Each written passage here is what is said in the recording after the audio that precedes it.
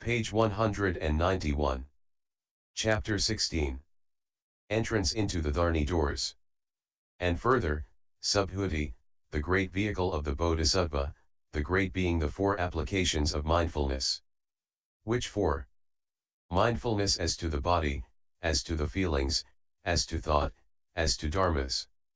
There the Bodhisattva dwells, with regard to the inward body, feelings, etc., in the contemplation of the body, etc. But he does not form any discursive thoughts associated with the body, etc.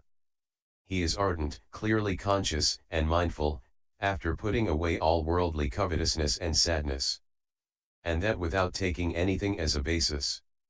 And so he dwells with regard to the outer body, to the inner and outer body, to feelings, thought, and dharmas.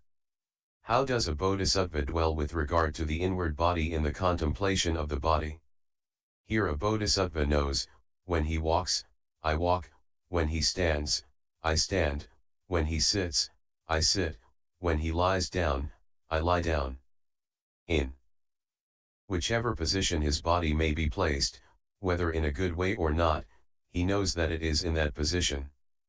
And that through non-apprehension of anything. Further, a bodhisattva is clearly conscious when going out and coming back, when looking towards and looking away, when bending and stretching the arms, when carrying his waistcloth, robe, and alms bowl, when eating, drinking, chewing, and dispelling exhaustion by sleep, when coming and going, standing and sitting, falling asleep and waking up, speaking and keeping silent, and when retiring for meditation. And that through non-apprehension. Further, a bodhisattva who courses in perfect wisdom, and who, mindful, breathes in, knows as it truly is, mindful I breathe in. And so when he breathes out, when he makes a long inhalation or a long exhalation, a short inhalation, or a short exhalation. Just as a potter, or potter's apprentice, would whirl round a wheel, and, when making a long whirl, he would know, as it really is I make a long whirl, and so also when he makes a short whirl. So also the bodhisattva. And that through non-apprehension. Further, a bodhisattva, who courses in perfect wisdom, contemplates this very body according to its elements as it really is. There is, in this body, the element of earth, water, fire, and air. Just as a skillful cow's butcher, or cow's butcher's apprentice, having killed a cow with a sharp knife, cuts it into 4 quarters, and then examines it, as he stands or sits. Just so the bodhisattva with regard to the 4 elements. And that through non-apprehension. Further, a bodhisattva, who courses in perfect wisdom, contemplates this very body as it really is, from the sole of the foot upwards, and from the top of the hair downwards, bounded by nails, down, and skin, and filled with manifold impurities. There are in this body, hairs of the head, hairs of the body, nails, teeth, skin, hide, flesh, tendons, blood, bones, marrow, kidneys, heart, liver, serous membranes, spleen, lungs, intestines, mesentery, stomach, urine, excrement, tears, grease, sweat, spittle, snot, pus, bile, mucus, lymph, fluid of the joints, dirt, brain, oozings of the eye, oozings of the ear. Just as a husbandman has a sack full of all sorts of grain. Sesamum, mustard seed, kidney beans, lentils, barley, wheat, rice, husked rice. And a man with eyes examining them, would know, this is rice of such a sort, this is sesamum, these are the mustard seeds, etc. Just so the bodhisattva with regard to the parts of the body. And that through non-apprehension. And how does the bodhisattva dwell with regard to the outer body? When he goes to the burial ground, a bodhisattva sees all sorts of dead bodies thrown in the burial ground, flung in the charnel field. 1 day dead, or 2 days dead, or 3 days dead, or 4 days dead, or 5 days dead. Swollen, dark blue, festering, eaten by worms, or mangled. And thus he compares his own body, this body also is of such a dharmic nature, of such an own being, and it has not gone beyond this state of affairs. And so he reflects when he sees dead bodies, cast into the burial ground, 6 nights dead and 7 nights dead, being devoured by crows, eagles, and vultures, by jackals, wolves, dogs, or various other kinds of animals, or when he sees those dead bodies flung in the burial ground, mauled, repulsive, foul, and stinking, or when he sees in the charnel field a chain of bones, smeared with flesh and blood, joined together by tendons. Or when he sees those dead bodies, a mere chain of bones, with flesh, blood and tendons all gone, or when he sees in the charnel field a chain of bones, separated, nor joined together, disjoined, like shells scattered anyhow on the ground, or when he sees in the charnel field bones scattered in all directions, i.e. here foot bones, there shin bones, there thigh bones, there a hip and pelvis, there the bones of the spine, there the ribs, there the neck bones, there the arm bones, there the skull, or when he sees in the charnel field bones, several years old, several hundred years old, dried up by the wind and sunshine, white like conch shells, or when he sees in the charnel field bones, dark-colored, black-blue, grey like pigeons, rotten, powdered into the likeness of dust upon the ground, he compares his own body, and thinks that this body also is of such a dharmic nature, of such an own being, and it has not got beyond this state of affairs. A bodhisattva dwells with regard to feelings, inward, outward, and both inward and outward, in the contemplation of feelings, ardent, clearly conscious, and mindful, after putting away all worldly covetousness and sadness. And that through non-apprehension. Likewise a bodhisattva dwells in the contemplation of thought. Likewise a bodhisattva dwells in the contemplation of dharmas. This also is the great vehicle of the bodhisattva, the great being. And again, the great vehicle of the bodhisattva, the great being, i.e. the 4 right efforts. They are, here a bodhisattva, who courses in perfect wisdom, rouses his will, makes an effort, puts forth vigor, makes his thoughts tense, correctly exerts himself, so as to bring about the future non-production of evil and unwholesome dharmas, which have not yet been produced. So as to bring about the forsaking of evil and unwholesome dharmas which have been produced. So as to bring about the production of wholesome dharmas which have not yet been produced. So as to bring about the stability, increase, non-disappearance and completion of the wholesome dharmas which have been produced. And that through non-apprehension. This also is the great vehicle. And again, the great vehicle, the 4 bases of psychic power. They are, here a bodhisattva, who courses in perfect wisdom, develops the basis of psychic power which is endowed with concentration from desire to do, together with the formative forces of effort. Based upon detachment, dispassion, and cessation, dedicated to self-surrender. And so with, where desire to do is replaced at by vigor, at by thought, at by exploration. And that through non-apprehension. This also is the great vehicle.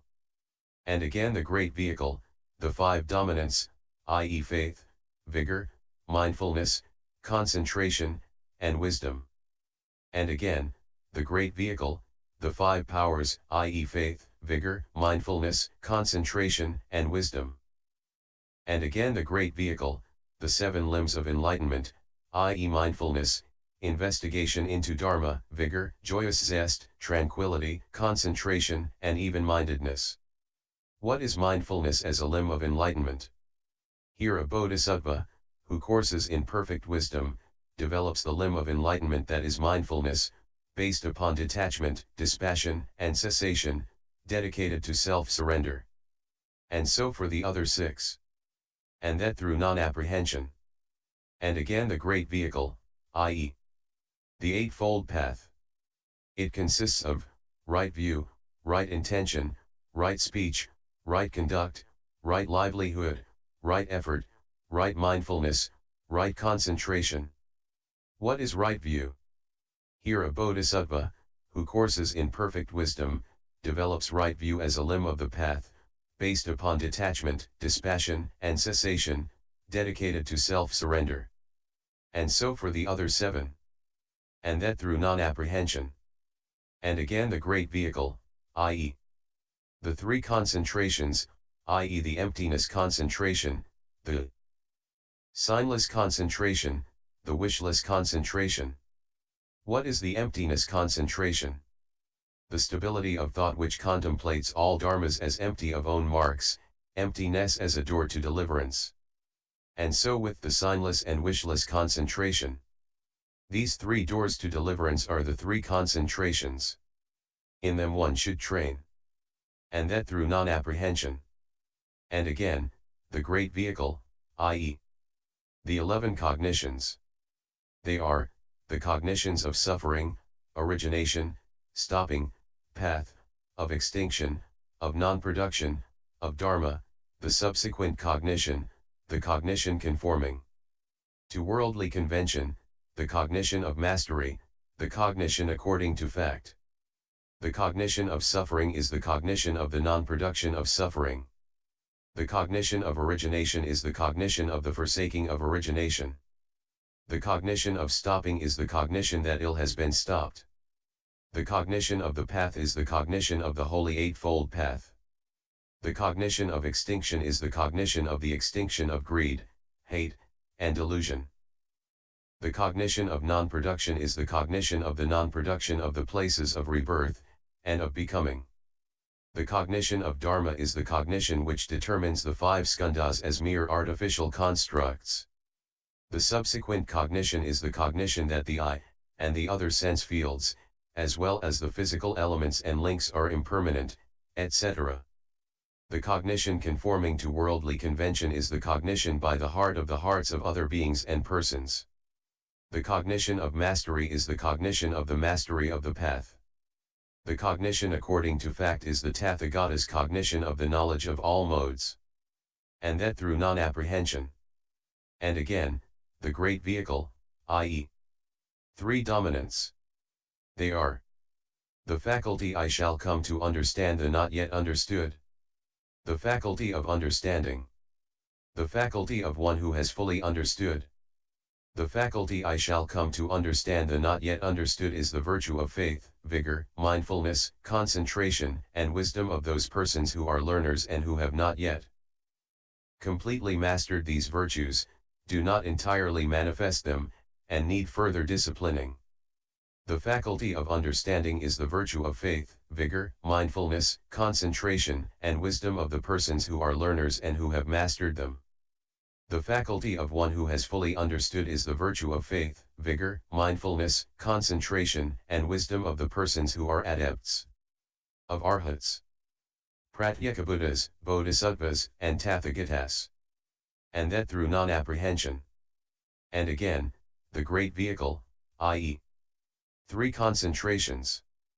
They are the concentration with thought applied and discursive, the concentration without thought applied, and with only thought discursive, the concentration without either thought applied or thought discursive.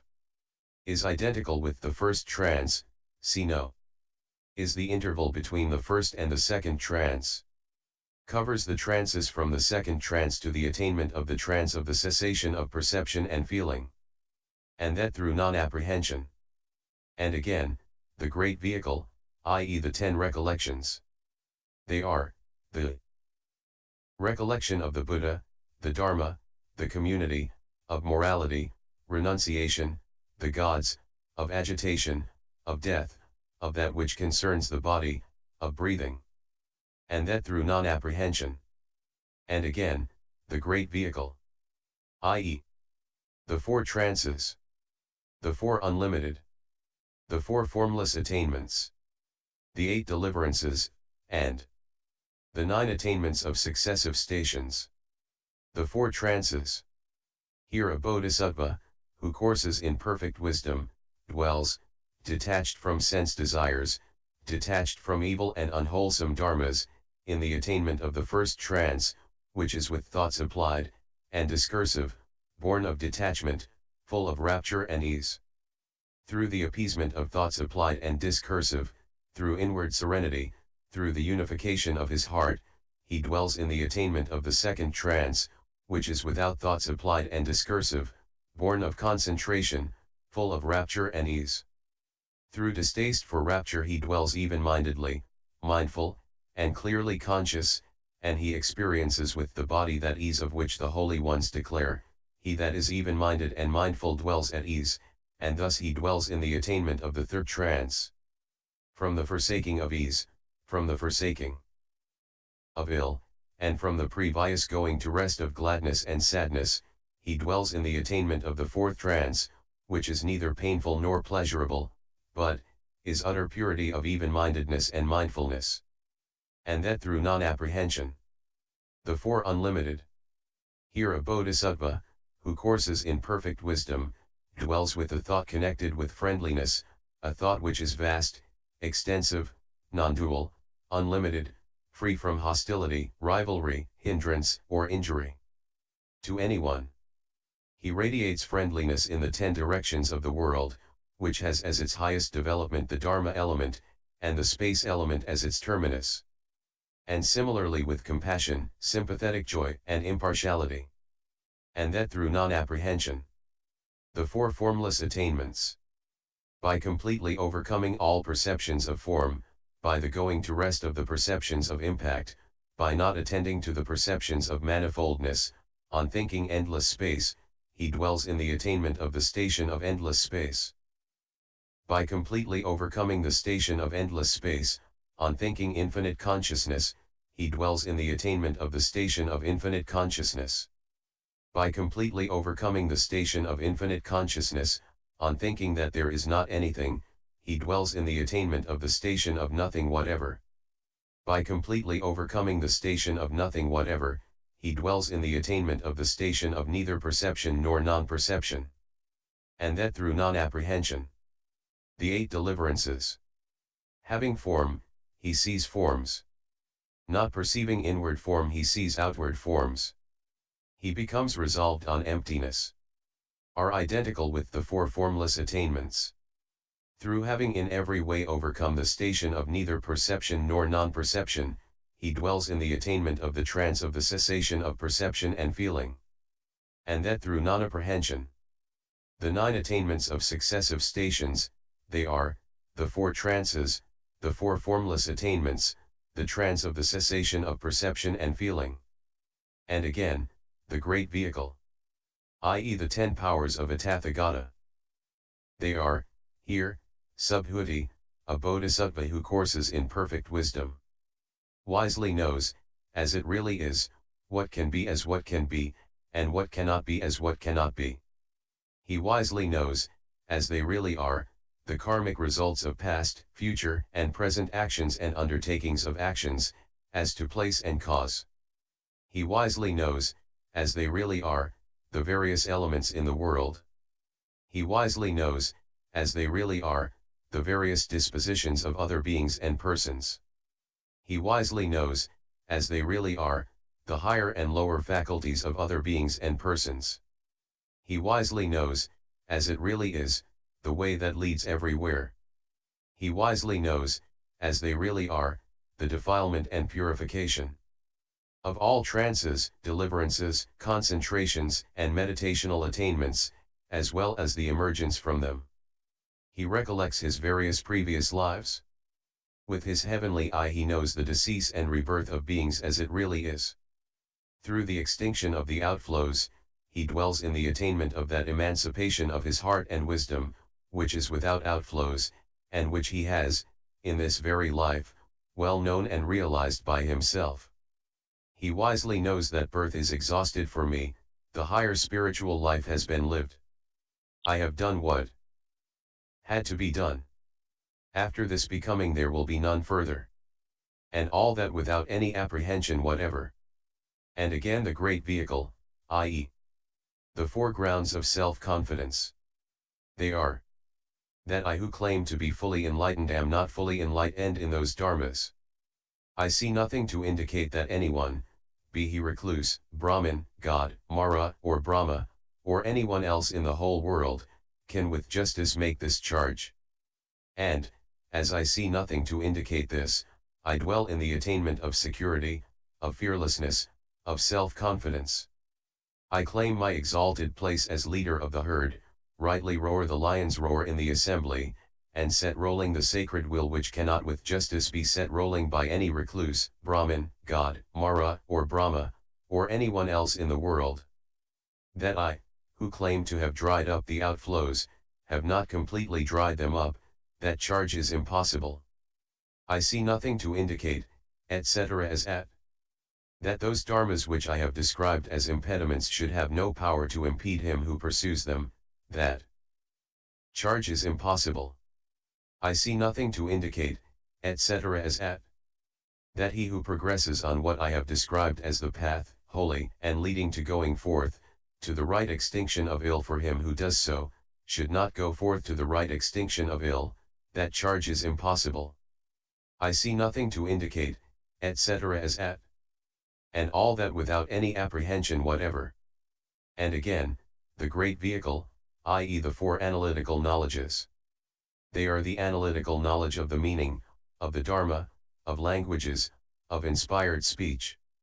Also they should be practiced without taking anything as a basis. And again the great vehicle, i.e. the 18 special dharmas of a Buddha. From the night when the Tathagata knows full enlightenment, to the day when he becomes extinct in nirvana, during all this time the Tathagata does not trip up, is not rash or noisy in his speech, is never robbed of his mindfulness. He has no perception of difference. His thought is never unconcentrated. His even-mindedness is not due to lack of consideration. His zeal, vigor, mindfulness, concentration, wisdom and deliverance never fail. All the deeds of his body, voice and mind are preceded by cognition, and continue to conform to cognition. His cognition and vision regarding the past, future and present period of time proceeds unobstructed and freely. And all that without taking anything as a basis. And again, subhuti, the Dharani doors are the great vehicle of the Bodhisattva, the great being. Which are they? The sameness of all letters and syllables, the sameness of all spoken words, the syllable doors, the syllable entrances. What then are the syllable doors, the syllable entrances?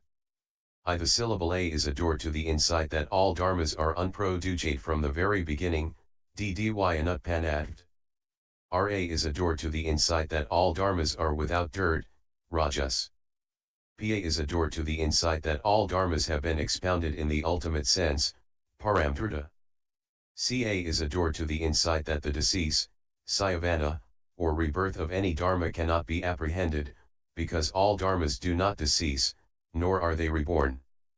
Na is a door to the insight that the names of all dharmas have vanished, the essential nature behind names cannot be gained or lost.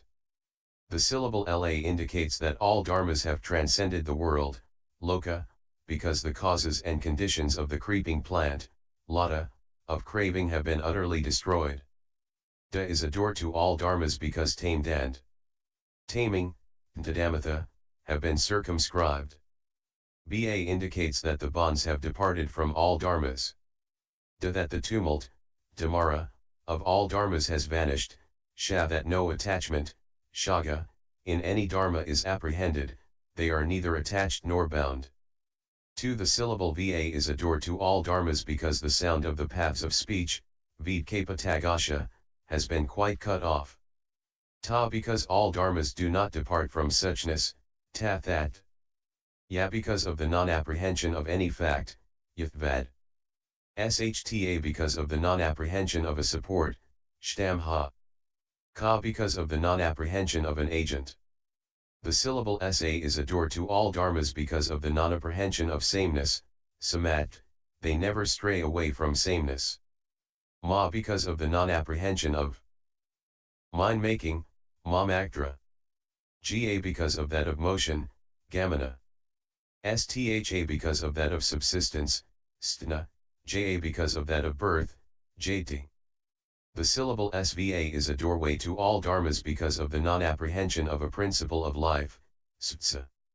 Dha because of that of the realm of dharma, dharmadhu. Sa because of that of calming down, samatha. Ka because of that of the sameness of space, ka, / Ksha because of that of extinction, kshaya. The syllable sta is a door to all dharmas because each dharma is fixed, stabdal, in its place, and never leaves it zero. Jna because cognition, jnana, cannot be apprehended. Rta because mortality, ndritya, cannot be apprehended. Ha because a root cause, hichu, and bha because breaking up, banga, cannot be apprehended. The syllable cha is a door to all dharmas because glamour, shaver api. Sma because remembrance, smarana. Hva because true appellations, dna. Tsa because willpower, utsa, cannot be apprehended. Bha because things and persons are not apprehended each as one solid mass, ghana. The syllable tha is a door to all dharmas because of the non-apprehension of fabricated appearances, vithapana. Na because strife rand, has departed, no one goes or comes, stands, sits, or lies down, or makes any discriminations of this kind. Fa because no fruit, fouled, is apprehended. Ska because no skandhas are apprehended. Ysa because no decay, isra equals jarred, is apprehended. The syllable sca is a door to all dharmas, because of the non-apprehension of good conduct, skarana. Ta because of the non-apprehension of the other shore. Dha because of the non-apprehension of unsteadiness. In their ultimate and final station dharmas neither decrease nor are they reborn. No letters or syllables are in conventional use except the foregoing. And why? For no word that is not composed of them is used when anything is conventionally expressed, talked about, pointed out, written about, made manifest or recited. Simply like space should one pursue all dharmas. This, subhuti, is called the entrance into the door of the dharnis, the entrance into the exposition of the letters. A, etc.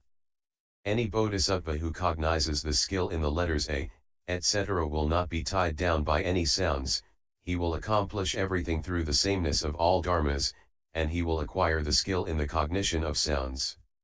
20 advantages should be expected for a bodhisattva who, after having heard the seal of the entrances into the letters A, etc., will learn it, bear it in mind, recite it, study it and methodically demonstrate it to others. Which are the 20? He will be mindful, clever, intelligent, steadfast, modest, wise, and inspired. He will acquire the dharni doors with little trouble. He will not be assailed by doubts. He will have no uncertainties. Soft words do not win him over, harsh words do not upset him, and he will be neither haughty nor dejected. He will act properly in accordance with circumstances. He will be skilled in sounds. In the skandhas, elements, sense fields, truths, and conditioned co-production. In the root cause, in conditions, in the true nature of dharmas, in the cognition of the higher and lower faculties of others. In the cognition of the thoughts of others. In the cognition of the various kinds of wonder-working powers. In the cognition of the heavenly ear. In the cognition of the recollection of former births. In the cognition of decease and rebirth. In the cognition of the extinction of the outflows. In the exposition of what can be and what cannot be. In going out and coming back. In the postures, and he will also become skilled in sense of shame and dread of blame. These 20 advantages he will acquire. Also this entrance into the dharni door of the letters A, etc. is the great vehicle of the bodhisattva, the great being, and that also in consequence of taking nothing at all as a basis. Chapter 17. The preparations for the stages. As Subhuti has said, how does a bodhisattva become one who has set out in the great vehicle? Here, Subhuti, a bodhisattva, coursing in the six perfections, passes on from stage to stage. How? In the sense that no dharma ever passes on. And why? Because no dharma whatsoever comes or goes, passes on, or comes near. A bodhisattva does not mind the stages of dharmas, does not reflect on them. He sets to work on each stage, but does not review that stage. Which then are the preparations for the stages on the part of a bodhisattva? A bodhisattva, who proceeds on the first stage, should effect 10 preparations.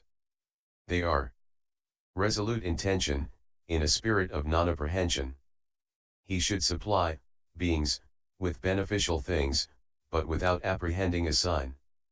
The same attitude of mind to all beings, but without apprehending a being. Renunciation, on account of the non-apprehension of giver, gift, and recipient. Tending the good spiritual friends, in non-intimacy with them. Search for the good dharma, on account of the non-apprehension of all dharmas. Leaving home again and again, on account of the non-apprehension of a home. Longing for the body of a Buddha, without apprehending his marks, minor characteristics, and signs. The unveiling of dharma, on account of the non-apprehension of a differentiation between dharmas. Truthful speech, on account of the non-apprehension of speech, as a separate reality. 2. Furthermore, subhuti, a bodhisattva who proceeds on the second stage, attends to 8 dharmas and progresses in them. They are: purity of morality, gratitude and thankfulness, firm grounding in the power of patience, the experience of joy and zest. A. The known abandonment of all beings. B. The manifestation of the great compassion. Respect and faith for the instructors. Reverence for the instructors through the fact that he identifies them with the teacher. Search for the perfections exclusively and entirely. 3. Furthermore, on the third stage, one should stand in 5 dharmas. They are: an insatiable desire to learn much, but without settling down in the words. The disinterested revelation of the gift of dharma, but without conceit about that. The dedication of the wholesome roots to the purification of the Buddha field, but without conceit about that. Indefatigability in measureless birth and death, but without conceit about that. Establishment in a sense of shame and a dread of blame, but without conceit about that.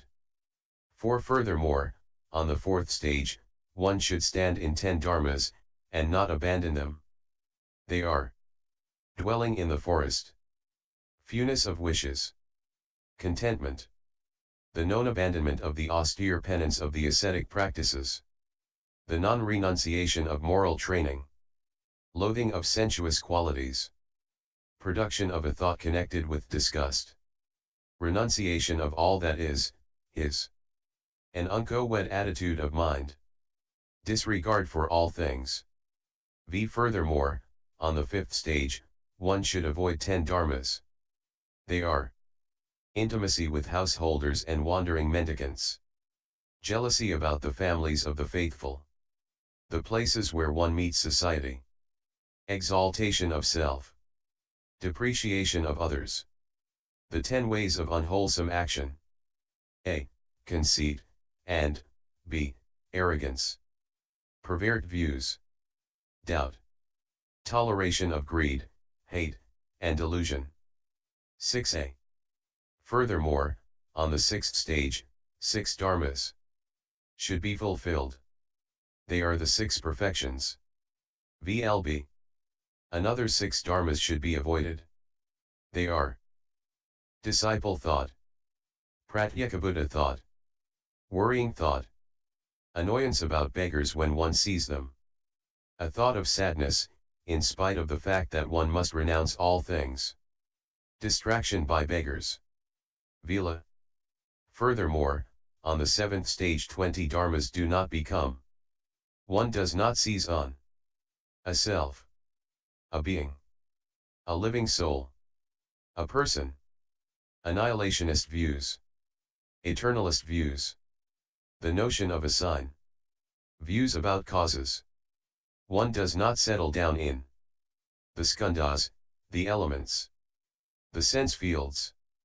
What belongs to the triple world? One does not attempt to do something about what belongs to the triple world. One does not hang on to what belongs to the triple world. One does not settle down in views which regard the Buddha as a refuge, regard the Dharma as a refuge, regard the Sangha as a refuge, regard morality as a refuge. There are no contentions about empty are the dharmas, and no obstructions to emptiness. 7b One who stands on the seventh stage should fulfill 20 dharmas. They are penetration into emptiness, realization of the signless, cognition of the wishless, the threefold perfect purity, pity and compassion for all beings, no contempt for them, a vision of the sameness of all dharmas but without settling down in it, penetration to the really true principle, but no conceit through that, patient acceptance of non-production, cognition of non-production, exposition of the one single principle, the uprooting of the imagination of all dharmas, turning away from perception and views, turning away from defilement, pacification through calming down, coupled with skill in insight, a mind completely tamed, the state of thought in which cognition is nowhere obstructed, no ground for fawning, going to the field one wishes to go to, and having stood there in the circle of the Buddha assembly, exhibiting a body. 8a. Furthermore, on the eighth stage 4 dharmas should be fulfilled.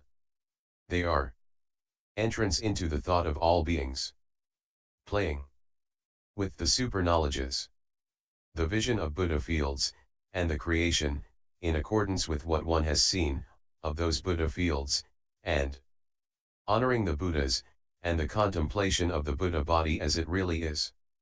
8b. Another 4 dharmas should be fulfilled on the eighth stage. The cognition of the higher and lower faculties of others, the purification of the Buddha field, the perpetual attainment of the concentration on everything as an illusion. As the wholesome roots of beings reach consummation, so he conjures up a personality, producing a new becoming at will. 9. Furthermore, on the ninth stage 12 dharmas should be fulfilled. They are the acquisition of infinite resolve, just as he resolves, so he succeeds. The cognition of the speech of gods, Nagas, Yakshas, Gandharvas, Asuras, Garudas, Kinnaras, and Mahārajas. The cognition of the exposition of ready speech. The accomplishment of the descent into the womb, the family, the birth, the clan, the retinue, the manner of birth, leaving home, the miraculous harmony of the tree of enlightenment, the fulfillment of all virtuous qualities. When he proceeds on the 10th stage, a bodhisattva, a great being is verily to be called a Tathagata. The preparation of resolute intention consists in that the bodhisattva procures all wholesome roots, through attentions connected with the knowledge of all modes. He supplies with beneficial things in the sense that, for the will of all beings, he undertakes the search for the cognition of the great vehicle. The same attitude of mind to all beings consists in his aspiring for the 4 unlimited, i.e. friendliness, compassion, sympathetic joy and impartiality, and that through attentions associated with the knowledge of all modes. His renunciation means that he gives gifts to all beings without discrimination. In tending the good friends he knows that his good friends are those who instigate him to the knowledge of all modes. Those friends he tends, he resorts to them, honors and reveres them. He searches for Dharma by means of attentions associated with the knowledge of all modes, and he does not fall on the level of disciple or Pratyeka deeply about omniscience and resolves by all means, Upaya, to escape from his prison, as the Buddhas and Aryas did before him. Before I was reached, he had made his vow to become a Buddha. Now he begins to act on it. CFSI square. He again and again leaves home, i.e. in all his births he leaves home life, uncontaminated, by other religious systems. he goes out into the religion of the Tathagata, and nothing comes to him in between to hinder him. The preparation of longing for the body of a Buddha consists in that, after he has seen a Buddha frame, he never again becomes lacking in attention to the Buddha, zero, until he becomes one who has reached the knowledge of all modes. The preparation of the unveiling of Dharma consists in that the Bodhisattva, whether the Tathagata is still, visibly, present, or whether he has gone into parinirvana, demonstrates to beings the Dharma. Helpful in the beginning, helpful in the middle, helpful at the end, good in sense, well phrased, perfect, and complete. And in that he reveals the holy life, perfectly pure and highly cleansed. I.e. the discourses. In prose and verse mingled, predictions, verses, summaries, origins, thus was said, birth stories, expanded texts, marvels, tales, and expositions. His preparation of truthful speech consists in that as he speaks so he acts. 2. The perfect purity of morality consists in the non-attention to discus ple thoughts and to pratyekabuddha thoughts, and in the non-attention also to other dharmas which make for bad behavior, or cause delays on the road to enlightenment. A bodhisattva's gratitude and thankfulness consists in that, coursing in the bodhisattva course, he does not, throughout the round of birth and death, forget a small kindly action, done to him, much less a big one. He is firmly grounded in the power of patience because his mental attitude to all beings is free from ill will and harming. The experience of joy and zest consists in the maturing of all beings. This is the manifestation of the great compassion that a bodhisattva, who courses on the pilgrimage of a bodhisattva, thinks that for the sake of the will of every single being will I roast in the hells for eons countless as the sands of the Ganges, until that being has been established in the Buddha cognition. This fortitude, this indefatigability, for the sake of even one single being, that is the manifestation of the great compassion. A bodhisattva's respect through faith consists in that, through being always humble, he has an attitude of faith. His reverence for, and faith in, the instructor comes from the fact that in his instructors he sees the teacher. The search for the perfections exclusively and entirely is the state of searching for the perfections, without doing anything else. 0 ill. The insatiable desire to learn much is the insatiableness which thinks that, whatever has been taught by the Buddhas, the Lords, either here in this world system, or in the world all round in the 10 directions, all that I will retain in mind. The interested revelation of the gift of Dharma consists in that a bodhisattva demonstrates Dharma, and does not expect for himself even enlightenment as a reward for that gift of Dharma. The dedication of the wholesome roots to the purification of the Buddha field / the dedication of the wholesome roots by which, purifying the Buddha field, he purifies the thought of himself and of others. His indefatigability in measureless birth and death consists in that, supported by his wholesome roots, he matures beings and purifies the. This refers to faith in the teachers without whom no one could possibly gain enlightenment. Nag. To have a proper attitude to the teacher one must discard all conceit and arrogance, and become respectful and docile. The rain of the Dharma is like the rain which falls from the sky, it does not stay on the summits of the mountains, but is bound to flow down to the more low-lying country. So, if a man exalts himself, the Dharma and spiritual virtues will remain outside him. Buddha field, but never feels any fatigue, until he has fulfilled all dharmas and the knowledge of all modes. The establishment in a sense of shame and a dread of blame means the shunning of the thought of all disciples and pratyekabuddhas. 4. He does not abandon the dwelling in the forest, i.e. he transcends the enlightenment of all the disciples and pratyekabuddhas. His fewness of wishes consists in that he does not wish even for enlightenment. He has contentment, in that he does not put his mind even to the knowledge of all modes. He does not abandon the austere penance of the ascetic practices, that is his patient acquiescence in the deep dharmas which his meditation discloses to him. His non-renunciation of moral training consists in the non-observation of all moral duties. The loathing for sensuous qualities is the non-production of a sensuous thought.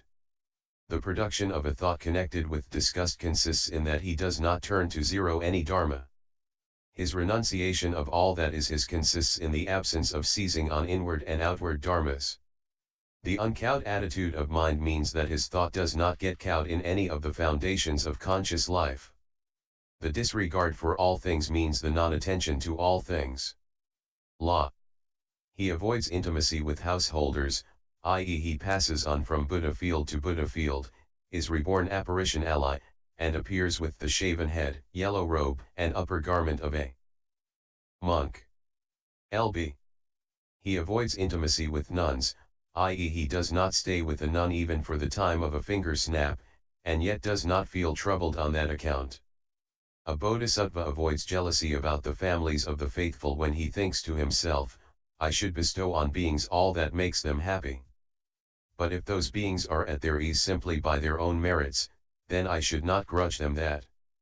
His avoidance of the places where one meets society consists in that a bodhisattva will not stay with people who talk as the disciples and Pratyekabuddhas do, and who may give rise to thoughts connected with them. He avoids self-exaltation by the non-reviewing of inward dharmas, and the depreciation of others by the non-reviewing of outward dharmas. He should avoid the 10 ways of unwholesome action because they cause obstacles to a happy destiny, how much more so to the holy path and to full enlightenment. A. He avoids conceit because he does not review any dharma, how much less its superiority which could make him feel conceited. B. He avoids arrogance because he does not review that entity with regard to which arrogance could arise. He avoids perverted views through his non-apprehension of all entities. He avoids doubt because he reviews all dharmas free from the doubts engendered by the view of individuality. He avoids the toleration of greed, hate, and delusion because he reviews no objective cause for greed, hate, and delusion. 6.a. The Bodhisattva should fulfill the 6 perfections.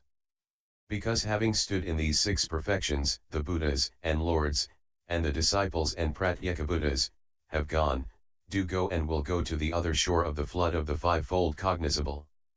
What is the fivefold cognizable?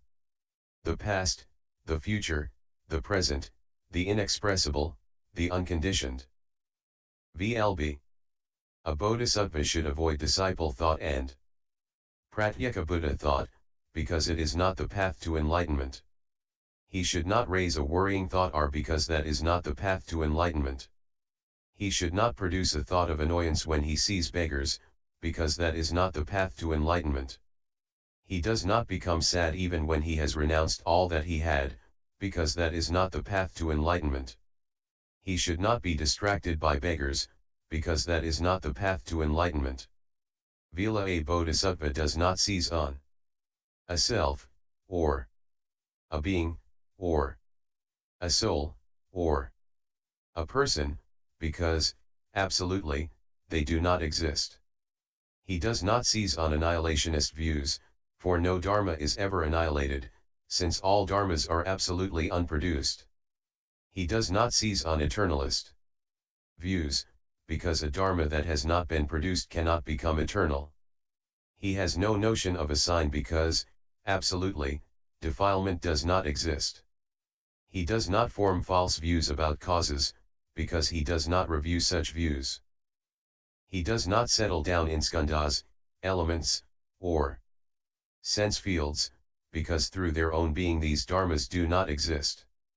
He does not settle down in that which belongs to the triple world, because the own being of that which belongs to the triple world does not exist. He does not attempt to do something about that which belongs to the triple world, because such an entity cannot be apprehended. He does not hang on to what belongs to the triple world, because everything in it is without own being. He should not take refuge in Buddha, Dharma, and Sangha, because it is not from taking refuge in the view of Buddha, Dharma, and Sangha, that there is a vision of Buddha, Dharma, and Sangha. He should not take refuge in the view of morality, because perfect purity of morality does not result from taking refuge in the view of morality. There should be no contentions about emptiness, because all dharmas are empty through their own being, and not through emptiness. No obstruction should be raised to emptiness, because all dharmas are empty, and emptiness cannot obstruct emptiness. 7.b. Emptiness should be fulfilled through the fulfillment of the emptiness of own marks. The signless should be realized through non-attention to all signs. The wishless is cognized when his thought is no longer firmly grounded in anything that belongs to the triple world. The threefold perfect purity is the perfect purity of the 10 ways of wholesome action. The fulfillment of pity and compassion for all beings is achieved by acquiring the great compassion. He should despise no being, because his friendliness has become perfect. His vision of the sameness of all dharmas consists in that he adds nothing to all dharmas, and subtracts nothing from them. His penetration to the really true principle is the non-penetration of all dharmas. His patient acceptance of non-production is the patient acceptance of the fact that all dharmas are not produced, stopped, or put together. His cognition of non-production is the cognition of the non-production of name and form. The exposition of the one single principle is the habitual absence of all notions of duality. The uprooting of the imagination of all dharmas is the non-discrimination of all dharmas. His turning away from perceptions and views is the turning away from the perceptions and views of the level of all disciples and Pratyeka Buddhas. His turning away from the defilements is the rejection of all the defilements, and of the residues relating to them. The stage where quietude and insight are in equilibrium is the cognition of the knowledge of all modes. His mind is completely tamed, for he feels no delight for the triple world. His unobstructed cognition is the acquiring of the Buddha I. His knowledge of withdrawal from affection is the even-mindedness concerning everything that belongs to the 6 sense fields. His going to the field he wishes to go to consists in that, without his stirring from one single Buddha field, he appears in all Buddha fields, and yet has no notion of a Buddha field. The exhibiting of a body everywhere refers to the exhibition of a body in the circle of the assembly. 8.a. His entrance into the thoughts and conduct of all beings consists in that, with one single thought, he cognizes the thoughts and conduct of all beings. 0. He plays with the super-knowledges in the sense that, playing with them, at will, he can pass from Buddha field to Buddha field for a vision of the Buddha, but he does not become one who has a notion of the Buddha. Subdued the gross passions, and practices the path in full security. He is left with only the subtle passions, like craving, conceit, etc. Here he eliminates also them. In addition, the Bodhisattva, making use of true wisdom, sees in all passions their true character, Buddhanaya. He is like a man, endowed with the super-knowledges, who can transform repulsiveness into loveliness. The creation of Buddha fields in accordance with what he has seen consists in that, after he has occupied in the great trichiliocosm the position of its ruler, or that of a universal monarch, he renounces all world systems and yet does not fancy himself for that. A. He honors the Buddhas, i.e. honors the Dharma in order to help all beings. B. His contemplation of the Buddha body as it really is the contemplation of the Dharma body as it really is. 8.b.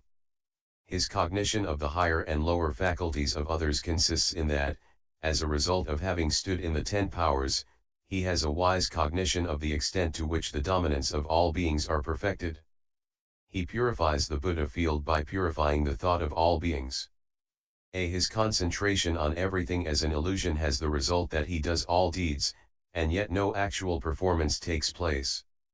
B. The perpetual attainment of this concentration is due to the fact that to the Bodhisattva it comes as a karma result of the good deeds of his past. He gains a personality at will, i.e. as the wholesome roots of beings come to completion, so a Bodhisattva takes hold of a personality at will. 9. The Bodhisattva's infinite resolve consists in that, as a result of having fulfilled the 6 perfections, whatever he resolves upon that he accomplishes. His cognition of the speech of all beings consists in that, through the analytical knowledge of languages, he comprehends the speech of the gods, etc.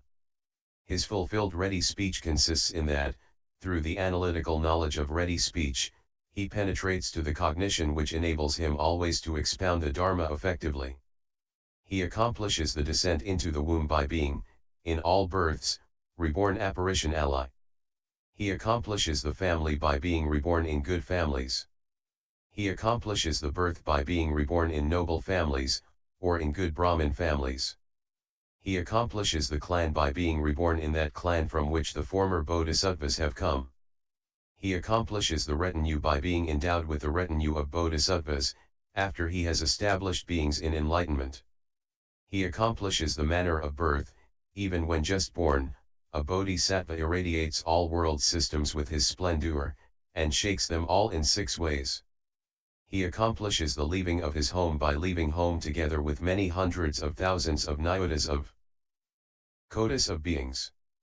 A bodhisattva's accomplishment of the miraculous harmony of the Bodhi tree consists in that the root of his Bodhi tree is made of gold, the trunk of Vaidurya, the branches of all kinds of jewels, the leaves of all kinds of previous things, and the fine fragrance of that tree and its radiance irradiate infinite world systems. A bodhisattva's accomplishment of the fulfillment of all virtuous qualities is the perfect purity of his Buddha field, through the maturity of the beings in it. How should a bodhisattva, a great being, who has stood on the 10th stage, be called a Tathagata? When in a bodhisattva the 10 perfections, etc. too, the 18 special Buddha dharmas are fulfilled, and when there is the cognition of the knowledge of all modes, and a forsaking of all defilements and of the residues relating to them, and when the great compassion and all Buddha dharmas have been fulfilled.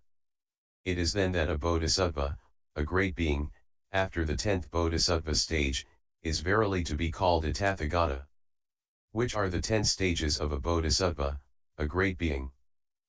A bodhisattva, coursing through skill in means in all the perfections, having been trained in the 37 wings of enlightenment, coursing in the unlimited, the trances, and the formless attainments, coursing in the 10 powers of a Tathagata, the analytical knowledges, the 18 special Buddha dharmas, having passed beyond 9 stages, i.e. the stage of bright insight, the stage of becoming one of the clan, the 8th lowest stage, the stage of vision, the stage of refinement, the stage of turning away from passion, the stage of him who has done, the stage of a Pratyekabuddha, the stage of a bodhisattva, is established on the Buddha stage. This is the 10th stage of a bodhisattva, a great being. It is thus, subhuti, that the bodhisattva, the great being becomes one who has set out in the great vehicle. Chapter 18. Going forth on the stages of the great vehicle. As again, subhuti, you say, from where will that vehicle go forth? It will go forth from what belongs to the triple world. Where the knowledge of all modes is, there it will come to a stand. And that again in consequence of non-duality. And why? Because those 2 dharmas, i.e. the great vehicle and the knowledge of all modes, are neither conjoined nor disjoined, immaterial, undefinable, non-resisting, with one mark only, i.e. no mark. And why? Because unmarked dharmas do not go forth, will not go forth, have not gone forth. To wish for the going forth of unmarked dharmas is like wishing for the going forth of the dharma element, of suchness, the reality limit, the unthinkable element, the space element, the forsaking element, the dispassion limit, of non-production, stopping, non-existence, of the emptiness of form, feeling, etc. And why? Because the form emptiness, etc. will not go forth from what belongs to the triple world, nor will it come to a stand in the knowledge of all modes. And why? Because form is empty of form, etc. To wish for the going forth of unmarked dharmas is like wishing for the going forth of a dream, a mirage, an illusion, an echo, an image, a reflection. A village of the Gandharvas, a magical creation of the Tathagata. And why? Because the own being of a dream will not go forth from what belongs to the triple world, nor will it come to a stand in the knowledge of all modes. Even so with the own being of a mirage, etc. And why? Because the own being of a dream, etc., is empty of the own being of a dream, etc. The own being of the perfections, emptiness, applications of mindfulness, etc. 2. Buddha-dharmas, of the fruit of a stream winner, etc. 2. The knowledge of all modes, is empty of the own being of the perfections, etc. 2. The knowledge of all modes. He would wish for the going forth of a word, a sign, an agreed symbol, a conventional expression, a mere concept, who would wish for the going forth of unmarked dharmas. And why? Because that which is the own being of a word, sign, agreed symbol, conventional expression, or concept, that will not go forth from what belongs to the triple world, nor will it come to a stand in the knowledge of all modes. And why? Because the own being of a word, sign, agreed symbol, conventional expression or concept is empty of the own being of a word, sign, agreed symbol, conventional expression, or concept. And the same holds good of non-production, non-stopping, and the ineffective. It is thus that the great vehicle will not go forth from what belongs to the triple world, and will not come to a stand in the knowledge of all modes. That vehicle has not started off, even. As again Subhuti has said, where will that vehicle stand? This vehicle will not stand anywhere. And why? Because all dharmas have no stand. But that vehicle will stand by way of not taking its stand anywhere. Just as the dharma element neither stands nor does not stand, just so the great vehicle. Just as non-production, non-stopping, non-defilement, non-purification, and the unaffected do neither stand nor not stand, just so the great vehicle. For the dharma element is empty of the dharma element. And why? Because the own being of the dharma element neither stands nor does not stand. And why? Because the own being of the dharma element is empty of the own being of the dharma element. And so likewise with non-production, etc. It is thus that this vehicle does not stand anywhere, but it will stand by way of not taking a stand, and in consequence of the fact that it cannot be moved about. As Subhuti has said, who will go forth by means of this vehicle? No one will go forth by means of that vehicle. Because that vehicle, and that by which he would go forth, and he who would go forth, and that from which he would go forth. All these dharmas do not exist. Since all these dharmas do not exist, which dharma could go forth by means of which dharma? And why? Because a self, a being, etc. 2, one who sees, is not got at, on account of the fact that a self, etc., are absolutely pure. And similarly with the dharma element, the unproduced, etc., the unaffected, etc., the skandhas, etc. 2, the knowledge of all modes, the joyous stage, the immaculate stage, the light-giving stage, the brilliant stage, the stage which is very difficult to conquer, the stage which is face-to-face, the far-reaching stage, the immovable stage, the stage of unerringly effective intentions, the stage of the cloud of dharma, the beginning, the end, and the present, coming, going, and stability, decease and rebirth, decrease and increase. On account of their absolute purity. Because of the non-apprehension of what is everything not got at. Because of the non-apprehension of the dharma element. And why? Because of the non-apprehension of the dharma element is the dharma element not got at. And so with non-production, etc. 2, the unaffected, etc. 2, suchness, etc. 2, the perfections, etc. 2, the Buddha-dharmas. The stream winner is not got at because of the non-apprehension of a stream winner. And why? A stream winner cannot be got at on account of this absolute purity. And so with the once returner, etc. 2, the Tathagata, with the fruit of a stream winner, etc. 2, Buddhahood, the 10 stages, from the joyous stage to the stage of the Dharma cloud, and likewise the 10 stages, from the stage of bright insight, the stage of becoming one of the clan, the 8th lowest stage, etc. 2, the stage of one who has done, the stage of a Pratyekabuddha, the stage of a Bodhisattva, the stage of a Buddha. It is because of the kinds of emptiness that the stages are not got at, nor the maturing of beings, nor the purifying of the Buddha field, nor the five eyes, etc. It is thus that a bodhisattva, a great being, in consequence of taking in all dharmas nothing at all as a basis, will go forth by means of the great vehicle to the knowledge of all modes. These names of the 10 stages of the Mahayana occur only in P, and are obviously a later addition. S is content to speak of the first stage, the second stage, etc., and then gives the Hinayana names of the 10 stages. Page 224. Chapter 19.